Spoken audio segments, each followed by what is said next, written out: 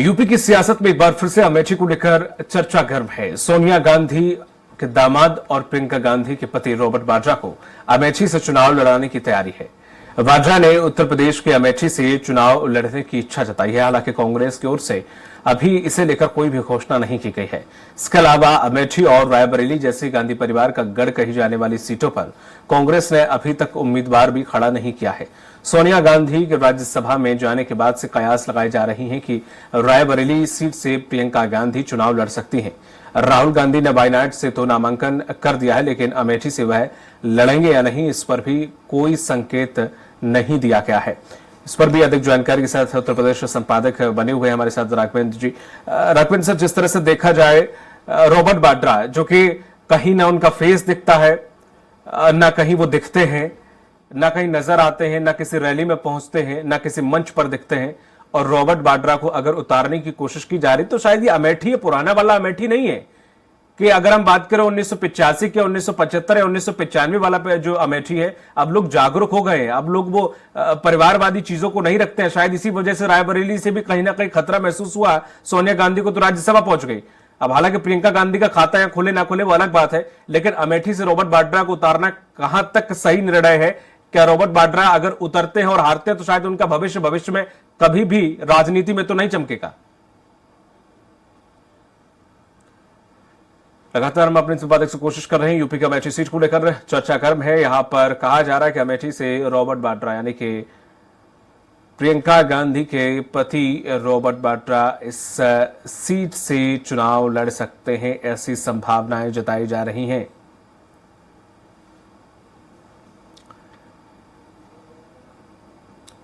वाड्रा ने अमेठी से चुनाव लड़ने की इच्छा जताई है। यूपी की अमेठी सीट को लेकर चर्चा का बाजार गर्म है।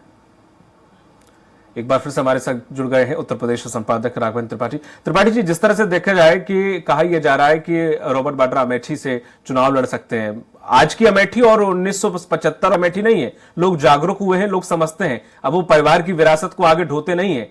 अब शायद यही वजह है कि रायबरेली में कहीं ना कहीं कुछ खतरा महसूस हुआ। सोनिया गांधी पहुंच गई राज्यसभा। अब सवाल ये खड़ा होता है कि प्रियंका गांधी का वहां से खाता खुले ना खुले वो अलग बात है। जो रॉबर्ट वाड्रा कभी दिखे नहीं, कभी किसी मंच पर नजर नहीं आए, कभी किसी रैली में नहीं दिखे, उन्हें यहां पर उतारना कांग्रेस की कौन सी चाल है, कौन सी रणनीति जिसके तहत ऐसा सोचा जा रहा है?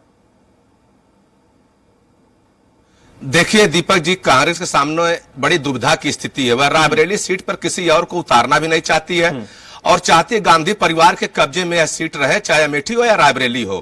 लेकिन सोनिया गांधी जी राजस्थान से राज्यसभा जा चुकी हैं, राहुल गांधी वायनाड से नामांकन कर चुके हैं। या तो राहुल गांधी खुद अमेठी से भी चुनाव लड़े या प्रियंका गांधी को रायबरेली या अमेठी में से कहीं चुनाव मैदान में उतारा जाए। लेकिन सबसे बड़ी चुनौती कांग्रेस के सामने यह है कि लोग डर रहे हैं अंदर से कि पहली बार चुनाव मैदान में प्रियंका गांधी जी उतरे, बाय देवे उनको पराजय हाथ लगती है तो वह पूरे देश की राजनीति में गलत संदेश जाएगा। इसी नाते रॉबर्ट वाड्रा को उतारने की चर्चा हो रही है और अमेठी के कार्यकर्ताओं ने तमाम बोर्ड भी लगा दिए हैं, सोशल मीडिया कैंपेन भी चला रहे हैं कि रॉबर्ट वाड्रा को यहां चुनाव लड़ाया जाए, क्योंकि उनको भी पता हो गया कि राहुल गांधी प्रियंका गांधी जी चुनाव नहीं लड़ रहे हैं। वहीं भारतीय जनता पार्टी लगातार कमेंट भी कर रही है। भारतीय जनता पार्टी नया सुगुफा छोड़ रही है कि दामाद जी आएंगे, अंगना बहोरेंगे, तो इस तरह के कमेंट भी चल रहे हैं। देखना होगा कि रॉबर्ट वाड्रा क्या निर्णय लेते हैं। रॉबर्ट वाड्रा ने साफ कहा है कि अगर कांग्रेस चाहेगी तो अमेठी से चुनाव लड़ सकते हैं। अब कांग्रेस को तय करना, कांग्रेस मतलब सोनिया गांधी, राहुल गांधी, प्रियंका गांधी जी को तय करना है कि अमेठी से कौन लड़ेगा। हालांकि उनके पास तमाम कार्यकर्ता है, तमाम बड़े दिग्गज नेता है, लेकिन स्मृति ईरानी को अमेठी में हराएगा कौन, सबसे बड़ा सवाल यही है। क्योंकि पिछले चुनाव में राहुल गांधी मैदान में थे, उसके बाद भी 50,000 से अधिक वोटों से स्मृति ईरानी चुनाव जीत गई थी। अब उसमें दूसरा प्रत्याशी आता है तो क्या उस मार्जिन को कम कर पाता है या स्मृति ईरानी को हरा पाने में कामयाब हो पाता है, सबसे बड़ा सवाल यही है। ऐसे में रॉबर्ट वाड्रा एक उम्मीद है कार्यकर्ताओं के भी और गांधी परिवार के लिए भी। लेकिन अब सवाल है कि गांधी परिवार की जो उम्मीद है क्या अमेठी और रायबरेली स्वीकार करेगी? उनके परिवार के लोगों को तो उन्होंने पलक फावड़े बिछाकर स्वागत किया, कई बार लोकसभा भेजा, उनको जिताया, एक उम्मीद की रायबरेली और अमेठी का